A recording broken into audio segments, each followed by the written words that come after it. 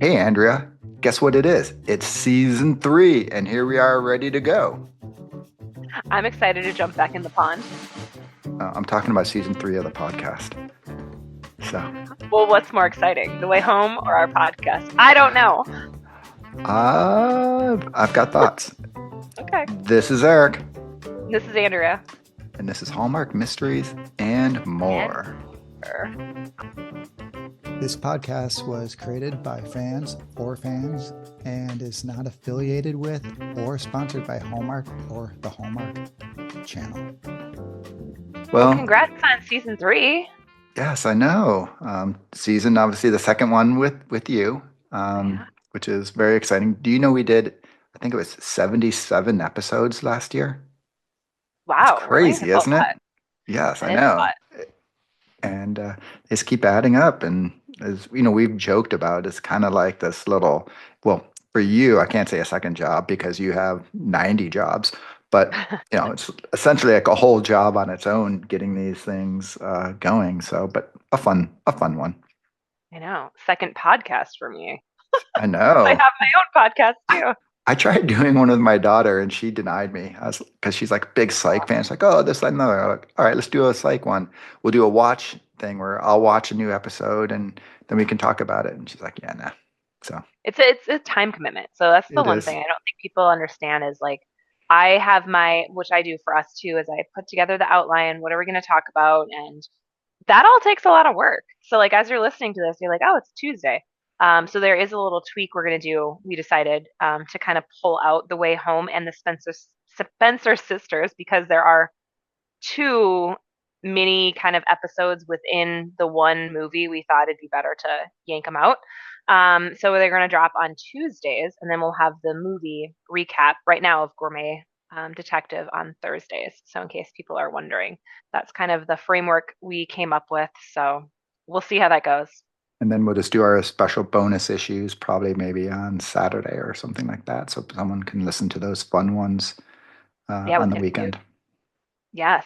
And I heard lots of positive feedback from the Dylan Neal interview. I've had lots of people reaching out and saying they really enjoyed it. So if you haven't listened to that one, check it out. I mean, from many people said that was probably one of the best interviews they've heard an actor do just because he was so candid and honest and really behind the scenes. So, Yeah, I had a couple of people reach out and say, "Oh, it's the best interview you guys ever did." And I was like, "Oh, I wonder if that means our other interviews are." no, I've heard not just our podcast, but like actors in general from Hallmark stars. I heard a lot of people were saying this was top notch. So check it out. It wasn't us. It was all, I mean, really, it was all Dylan. It was mostly us just listening and Dylan sharing what's Hey, on his. I think we did an excellent job of staying out of the way. Yes, 100%. I didn't ask him about his views on pineapple pizza. No, I always tell Eric, nobody wants to know that. Everybody wants to know. It's a definite thing about your character. No. Well, speaking of your character, let's go back to the pond. So, season 3, episode 1, The Way Home, you ain't seen nothing yet. And just the one sentence recap is new mysteries unfold for the Landry family as questions about their past arise. So, we just have kind of a few different segments for The Way Home. The first one is what we liked. So, I'll start because Eric doesn't always have very many under this category. So for me, I liked that we got to see Thomas again. There's also probably a flip side of a not like, but I'll share that in a second. I liked the clean shaven Jacob because I think he looks more now like Jacob from the youth, and you can kind of see why they cast him. I think with the beard, it was probably a little tougher of a sell, but I feel like it was a okay. I can see that looking at the flashbacks because he had lots of flashbacks. I cried within the first couple of minutes of watching this episode. And my son walks in and he's like, "Why are you crying, Mom?" I was like, "It's just, oh my gosh," which I will I'm share. I may have cried too, but for different reasons. So, I mean, it really got me. That opening scene, I will circle back to there later in our segments, but I really enjoyed that with Dell and Jacob. I liked Alice. I know they have shown this on the Instagram as like a preview for her walking out of that taxi cab with that outfit. I thought she was going to be time traveling when that happened, and she wasn't. She was just in like present day, but like very grown up. I think I'm intrigued by where they're going to potentially be taking this. So I really enjoyed it. I thought it was a great, strong first episode for myself. Just like in past years, you're left with a lot of questions, which we might get to in a little bit. But it set it up, I think, pretty well. I was entertained. So most of it, like, was I bored? No. Was I paying attention? The whole episode. And that was with commercials because I did watch this one live last night. So what about you, Eric? What did you like? I think I have PTSD. So I don't know. I agree. The episode confirmed Alice is my favorite character. Okay. She is great. Like you say, when she walked up, it was interesting because I was realizing one of the tough things to do with actors, especially when they're playing teenagers, is they age, right? And to keep her when it's supposed to be sort of a short timeline, to keep her looking the same when she's clearly growing up and she's at an age where you do have a lot of physical, differences as you go, a lot more from, that age than you This do. puberty lesson, Eric. This Yeah, is yeah. But enlightening. if it's easier to be if you have an actor who's 40 and saying, "Oh, they're now 50," right? Like a lot of people wouldn't know that difference too much. Um, so when she got out of like when they're first showing her, I'm like, is this like really her? Are they doing some sort of, computer generation to keep her looking the same age? And then when she got out of the cab, I was expecting her to be look like all physically sophisticated, where she was dressed spectacular. Loved that outfit. Loved the outfit. But then I realized, oh no, she really hasn't aged too much physically.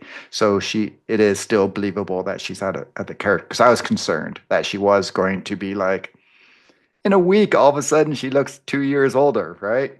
But they are filming them, I guess, fairly quickly. They're not doing like 2 year hiatuses and things like that. So it makes it a little bit different. Um, I did like that. We'll see. But when she went back and ran into Thomas, she was like, no. Like she sort of seemed to put the kibosh on the love triangle. So that made me happy. It made me happy when Susanna is like, go away. We don't want you back here anymore. Like, quit being selfish, Kat, and get back to your time. You just caused trouble back here. So I liked those things because that was kind of the whole premise of the season. What kind of disturbed me was I thought they really should have went where Jacob didn't come back, but of course they did. But her going back and running into some resistance, that seemed believable and authentic to me, which is one of the things I kind of have a challenge with this series as a whole. So really enjoyed that. I think it is kind of interesting where they're teasing the, I don't know, the 70 different time traveling, incidents that, from the future, from the past, Colton, like what the heck is going on? So as far as being a first episode to get you intrigued as to what's coming, I thought it did a really good job of that. Yeah. So kind of moving on then, what we didn't like. I am concerned we might not see Thomas again. But also they left it open ended enough where you're like, oh, there's a string there we can play. So that to me is again intriguing. That's too Um, selfish. She will be going back even though they told her not to. She won't care I feel about like anyone else's feelings. Thomas might come forward, like, and jump in the pond himself. That's what I was thinking. So I'm looking forward to maybe seeing him in the future. And then Oh, I forgot one thing I did like. I forgot to write it down. I loved that. Oh, why am I forgetting Andy McDowell's Dell. character's Dell? When she at the end she sneaks next door to have her little shenanigans with the neighbor. Way to go, Uh, Dell. Sorry, I had to go good. back. Okay. Well, continuing on, the only thing I really was like, oh, what I didn't like seeing that shadow figure run through the field and Alice like not telling anyone she's gonna go follow that shadow figure. I don't know. As a female, I'm never, especially a female who grew up on a farm. Wait, If I wasn't saw she a calling shadow, though? yeah, that was after she ran out of the house after the Oh, figure she saw run through the window. Like as a female, who grew up on a farm, if I saw that happening, I would, one, never leave my house. I would instantly tell the adults, and they would all be like, we need to stay inside. Like, That's it. She is the adult of this whole show. The rest of and them so she are, decided to go investigate yes. herself The and then rest got of pushed them, into the pond at the end of the episode, which it seems like it could be her grandfather that did that potentially. And then since we heard the record playing, like that he knew he was pushing her into the that's 70s, so then they could witness, him and Dell falling in love and record this song, and who knows from there what Alice's future holds. But so again, what I did like, what I didn't like, they kind of, I guess, meld together there. But there's a little intrigue. But that's really as much as I came up with that I didn't like, just because I thought it was a pretty solid first episode. What about you? my what I didn't like I said, it's that PTSD. I just carry it forward where Kat and Elliot, I Yeah, just that look was, I just ugh, look at them and I'm yeah, just annoyed, right? Because I know they're going to be making bad, selfish, immature decisions, and Alice is going to once again have to be the grown up of the bunch. Um, so I don't know. And I guess I really hated the fact that she went back to those times, because once again, it just reaffirms to me that Kat thinks of herself and doesn't think of others and their consequences. So there's that. do you think she went I, back for Jacob or for herself to see Thomas? I think she went back for herself and just not to see Thomas, Susanna, right? That's what I just told you off air. Okay, we'll save Well, my comment right, for but I later. think but I think she went back because she's like, So, oh, she should be so proud of being published and every this, that, and the other, and I've got to go tell her. So once again, Kat thinks of herself under pretending that she's thinking of others. I mean, hey, we probably all know someone like that.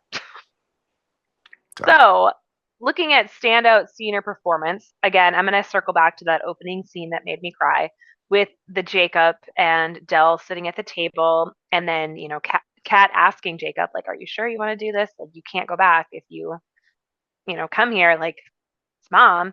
And I just thought, like, Andy McDowell's acting at that first opening scene was so, so good. I mean, she portrayed it perfectly. I mean, throughout the whole episode, I feel like her performance in general was spectacular. Even when she was up on the stairs, hearing Jacob and Kat talking, and Jacob telling her that, hey, I'm kind of lost and mom's still treating me like a kid. And of course. And I'm thinking, I'm putting myself now in Dell's shoes, and I was like, of course, if that happened to me when that was my child, like, you are stunted mentally with where you last saw your child. You don't know how he grew up. You don't know what happened to him these last, 20 odd years. Like, so there's that pull as a parent. So I kind of sided with her on that, of like, that's tough for her too. And obviously Jacob's not going to see that outside of himself, because he has so much going on and so much trauma from leaving one time period to now present day. That's a huge jump for him to personally make.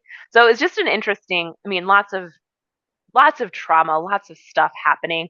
Really, if you get down to the roots of these people, and they probably need a little bit more with maybe some of that back end stuff if we really wanted to get nitty gritty of, like, hey, therapy, or this telling the truth in general, and the show talking is a whole, like, just reason for therapy, right? It's like just watch a these lot of people, and this explains why people should be in therapy.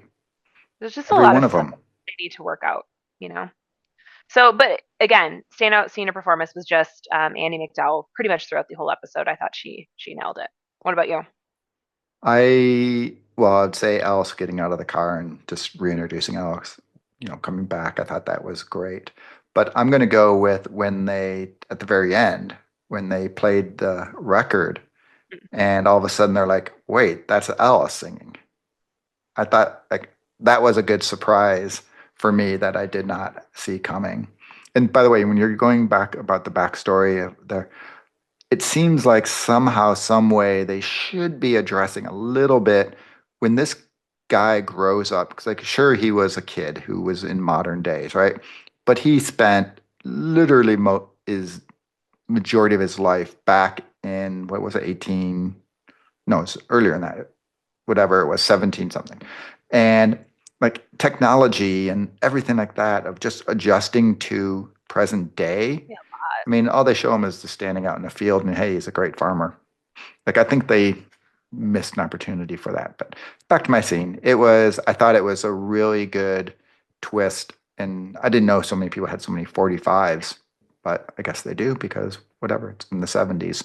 So I thought that was a pretty good twist, as well as the end of her getting shoved into the pond was quite like I will say one thing that the show does spectacular is they end on that big cliffhanger. They did it last, season two. They did it here, and it just pulls you in for, hey, this is going to be a ride, right? You ain't seen nothing yet.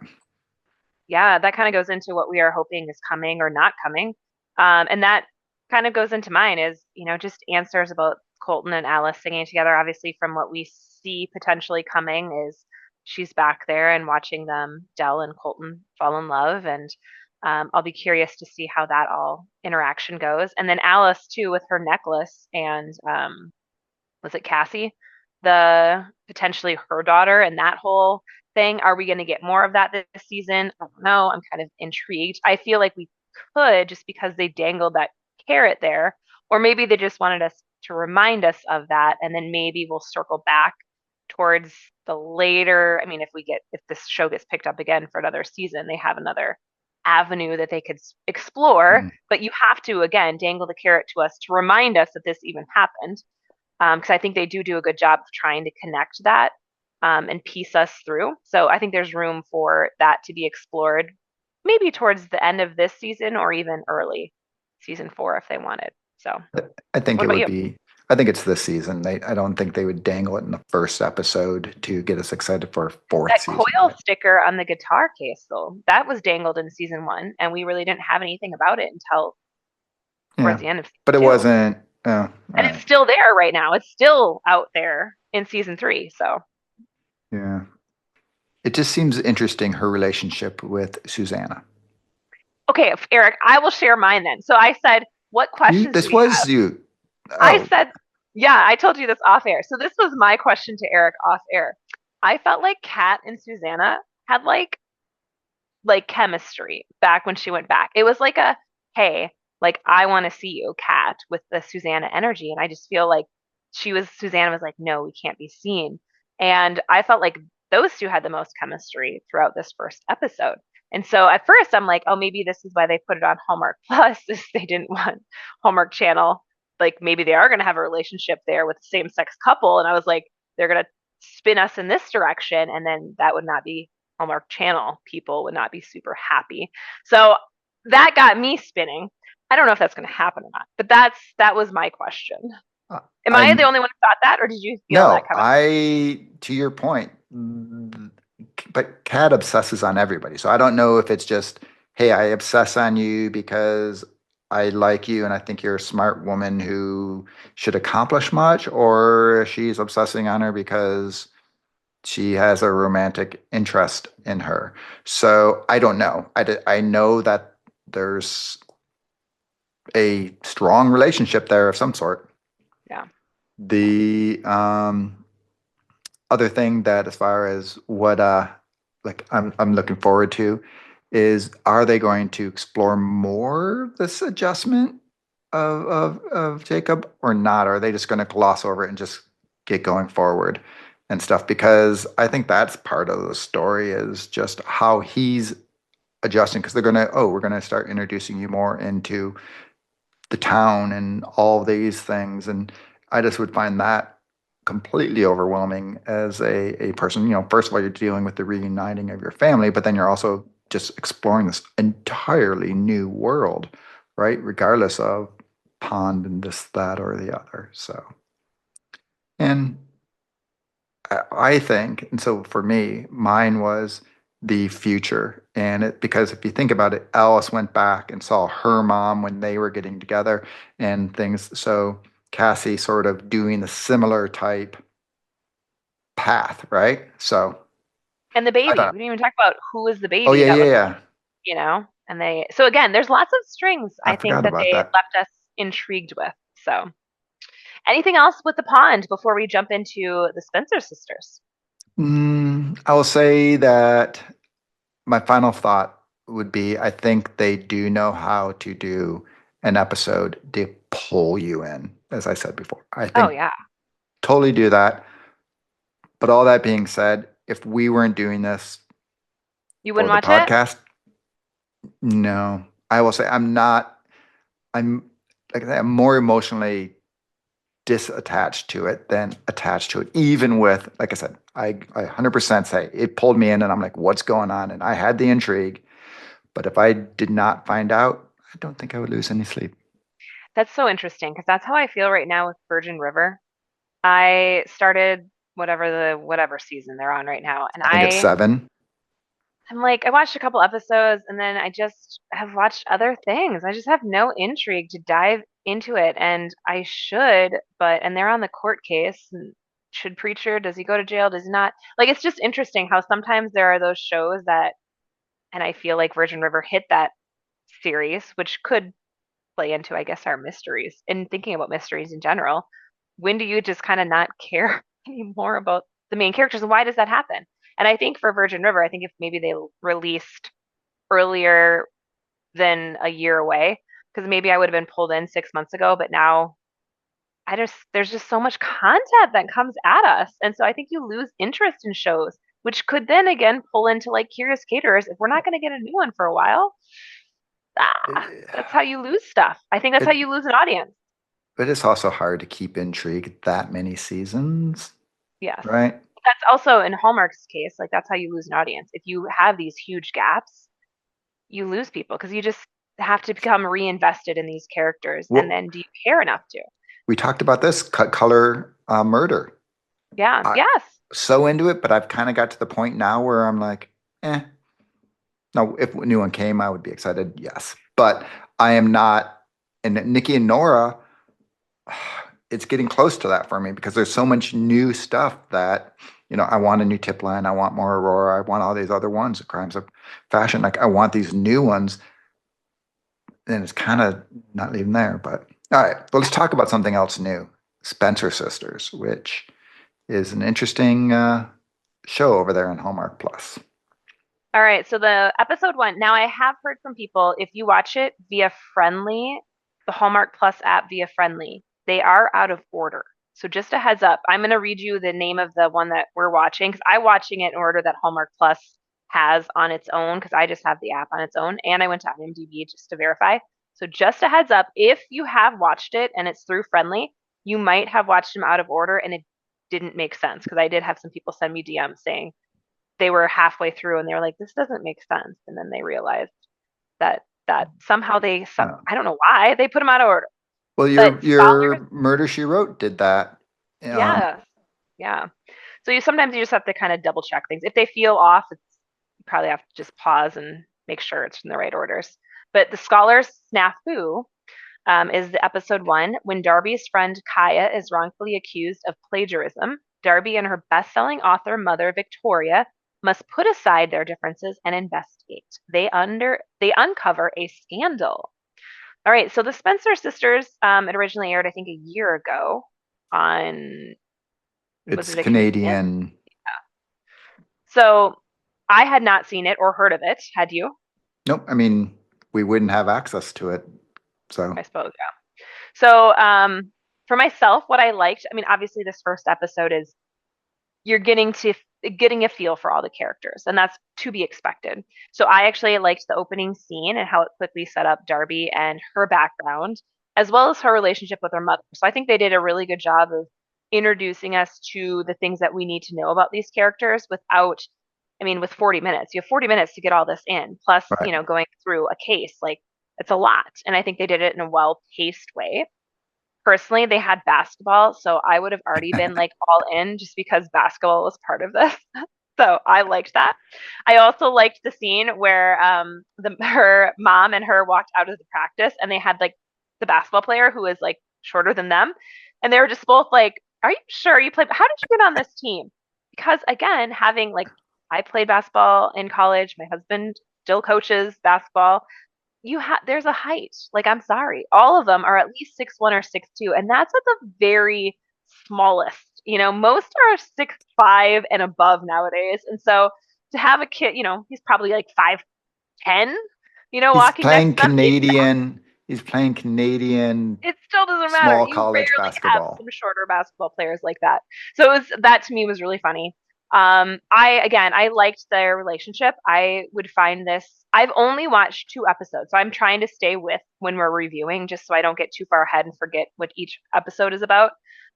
So far I'm invested. I at times it was a little slow, I thought, for a first episode because you do have so much to pack in there. Um, but overall, I enjoyed it, and I'm excited to dive into the series. What about you? I am well advanced. I'm almost finished with the season, and I have to go back and watch it now because once again, what episodes? Something I had to do a quick recap right before we recorded to make sure I was going to the right episode. And if I reference something that didn't happen in it, I apologize, but I don't See, think I'm I'll be going able to. to tell you Yeah, since yes. I didn't But want to go ahead. I think it's really good writing insofar as kind of like when we will be talking about Gourmet Detectives on Thursday, right? I think the banter between mom and daughter is fantastic. I think it's I guess maybe it's getting a little more to Chicken Sisters or something like that because it's a little more spicy than we normally would get in a Hallmark movie, especially with a mom, making some of her jokes and things like that. So I think the writing is really good from that aspect. I love the fact, like before, so Georgia was the one who we mentioned Georgia a lot, but she is a fellow sleuther who shares a lot of information. So but she's like, okay, you got to watch this. It's really good. So I'm like, okay, I'm in. And I'm like, but Spencer Sisters, what's the meaning? She's like, just watch it. And I thought it was really funny how they come up with Spencer Sisters, and it is an ongoing gag that we'll see. But it's it's really clever, and I had a lot of fun with that. I think that Leah Thompson and Stacey Farber have great chemistry together. Like they shockingly, I would not be surprised if they really were like mother-daughter, right? They look alike. They're contrast, but they also have their tender moments. It's just the dynamic of being a mother-daughter with baggage. They just do spectacular, but they keep it fun, right? It doesn't get heavy or anything like that, but there's definitely like the baggage that they deal with. And like you say, we get to meet all the characters, and I thought they did a pretty good job of laying out, there's the past love interest who's engaged and, the old best friend and everything like that. So I thought it was really good getting to see a lot of the characters of all that. So I enjoyed it. Like I say I was a little I wasn't after watching the first one, can't say I was like, oh, I'm all in. But it definitely I find it fun and cute. Well, what didn't you like then? I think the actual mystery per se, which I know we have like, oh, did the mystery land and stuff. So it kind of maybe will combine them. I think it's just average. I don't think the mystery was that compelling or that interesting. I mean, it was, you know, it was no dead bodies, nothing really life or deathy to it. It was scammy. Well, for me, I guess what I didn't like, I kind of said it, and what I liked too, I guess, was it's a little slow at times for 40 minutes. But I was warned that the first couple episodes are slow, but then it kind of gets better. So again, I've only watched the first 2, so I'm anticipating that it maybe moves a little faster in future episodes. I also, and again, just because this is the first episode, they might do this in future episodes. I know they didn't do it a ton of in that next one, but just like in Murder She Wrote, like they have those places, those settings that they go to. Like I'm thinking of Jessica Fletcher's kitchen. Like that's a staple in when Seth comes over and the sheriff comes, over and they have dinner, and like that's kind of like those settings. Or even just like the police department in general in Cabot Cove as a setting. So I'm not sure if they have any established any of those throughout the series, but I personally, if I'm going to have a cozy mystery like this, I do prefer to have some of those little places where people can gather, and it's a character. It's part of it, kind of is a character of these cozy mysteries. And so if they Now, don't have that, that's a miss. That will be a miss for me, I guess, at the end of the outside of her house, right? correct. Yeah, Okay. like just some little cozy places. I think they do. Yeah. So, And that's where I said the first episode I would forgive not having it just because it's the first episode. They have a lot to build and to create still. As far as me and the actual mystery, since you kind of said you weren't a big fan, I thought I enjoyed it. I mean, that yes, no dead bodies. It was, kind of more of that scandal, but the two people aspect and how the coach and the right. admissions director are like working together, and how they tied it together nicely, the mother and daughter themselves, and Kaya, the friend. I personally, I didn't mind it. I liked, but again, this is my total bias of being like, and it was a basketball coach that did Right. it, so of course that intrigued me more because of that. If it would have been a football coach, I probably wouldn't have been as invested. I'm going to be honest. So that's totally my own bias. Eh, but he wasn't even really it because it was that missions director. He was just like sort of the gopher boy to her, right? I know he was like the Go, go, sidekick who yeah, was like go do this, had go fun. do this. I know. Well, what about standout scene or performance from this episode? Did you have any? I did. It was early on. I mean, you're talking about the opening scene when they're establishing Stacey Farber's character, and she basically catches the bad guy in, as she's a actual police. I don't know what you are if you're not a detective, just a police person, right? Yeah. Uniformed police person. And she goes against the detective and catches the bad guy, and she's getting back and she's getting reprimanded for it. And she's like, "Oh, you did this wrong, you did this wrong." But they're all like, she did the right thing, and every time that she's getting reprimanded for. And then she ends up getting a reprimand from an official reprimand from the chief. And she's like, "Oh, great, from the Don Draper School of Management." Classic. Like I said, that's where the writing of this, there's so many little lines like that throughout the entire series that just drop in. And that to me set the tone where I was like, okay, this is going to be a fun episode because that's, like I say, it's very subtle, but it's also very, very telling. Did you watch Mad Men? No. Okay. You do not want to go in 2025 to the Don Draper School of, management, because it's all about basically mansplaining and women should just be a secretary and all that sort of, late 1950s, early 60s mentality kind of thing. So it was just I thought, a brilliant line of combining a little pop culture into the episode. So I loved it. How about you? Well, I'm gonna stick with the basketball theme. So if you haven't watched this episode, and you're probably thinking, "Wow, they must have a lot of basketball." No, I've literally said now every single basketball scene. Um, this scene is the one when she walks into practice and the coach yells at the close practice. That was my highlight of the episode. So again, I just threw in all of the basketball scenes. All of them. There they go. I I did find it funny because I could imagine what it would be like walking into a college Practice. basketball thing. Like, hey, I want to interrogate your little star guard here. No, I don't. I can't. I mean, having played college basketball, I can't. I can't imagine that. Even another coach coming in, like I played three sports in college, and I can't imagine like my tennis coach walking in during the middle of a practice in basketball just to be like, talk to me. Like that would not be something that most people are going to do. Okay. I'll go back and say I coached high school lacrosse, and I Oh. wouldn't have let that happen, right? In high school. So yeah. Oh. Well, any final thoughts then on the episode? Since you watched most of it, you probably don't have a ton of like Well, where you're hoping the series goes. well, yeah, I will say just going from that first one, I just hope that it really keeps that sort of tension, but the relationship keeps building between mom and daughter because it really is what the show is built around.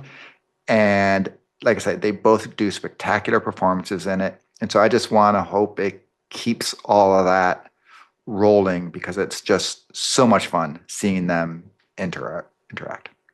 Yeah, mine was kind of the mother-daughter relationship and just seeing how they're going to turn things around.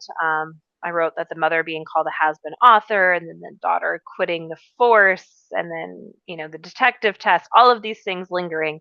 I find them intriguing. Like that to me makes up a good series like this, where you're going to have a different episode coming. And obviously, I have seen the second episode, so I kind of know what's coming there. But that that's intriguing to me. Like it has some backbone that you are wanting. Because if it's just the case every week, that's kind of, that gets old. You like to Right. have the surrounding and supporting cast. So I enjoyed it, and I am excited to watch a little more.